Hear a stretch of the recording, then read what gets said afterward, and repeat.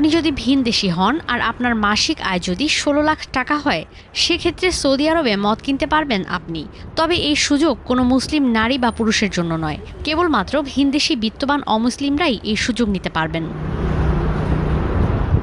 বহু বছর ধরে ইসলামিক আইনে কঠোর থাকা দেশটির এই এক খবরে চড়াও আন্তর্জাতিক সব গণমাধ্যম। কারণ পর্যটক আকর্ষণে এত বছরের বিধিনিষেধ শিথিল করেছে সৌদি সরকার।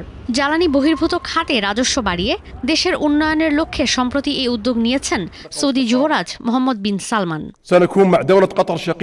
দেশটিতে পর্যটন, ব্যবসা আর বিদেশি বিনিয়োগ বাড়াতে সামাজিক নিয়মনীতিতে বেশ কিছু পরিবর্তন এনেছে মধ্যপ্রাচ্যের দেশটি, যার মধ্যে অন্যতম মদ বিক্রির এই নিয়মে শিথিলতা। অমুসলিম পর্যটক আর ব্যবসায়ীরা এখন থেকে মদ কিনতে আর খেতে পারবেন সৌদি আরবে। তবে এজন্য হতে হবে বিত্তশালী, মাসে আয় থাকতে হবে ৫০,০০০ রিয়াল। ভরসা পেতে নিজেকে হতে হয় পাতের মতো দৃঢ়, ঠিক যেমনটা জেরুসালেম। দেশের একমাত্র মদের দোকান থেকে অ্যালকোহল কিনতে অমুসলিমদের জমা দিতে হবে বেতনের সনদ। বিপুল পরিমাণ জ্বালানির মজুদ থাকার পরও সৌদি আরবে গেল কয়েক বছর ধরে বাজেট ঘাটতি দেখা দিচ্ছে। ২০২৬ সালে যা হবে $৪৪ বিলিয়ন।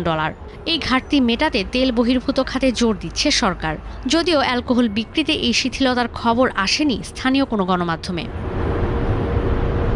এর আগে ৭৩ বছরের ইতিহাস ভেঙে গেল বছর প্রথম মদের দোকানের অনুমোদন দিয়েছিল সৌদি সরকার। শুধুমাত্র অমুসলিম কূটনীতিকরা এই মদের দোকান থেকে মদ কিনতে পারতেন।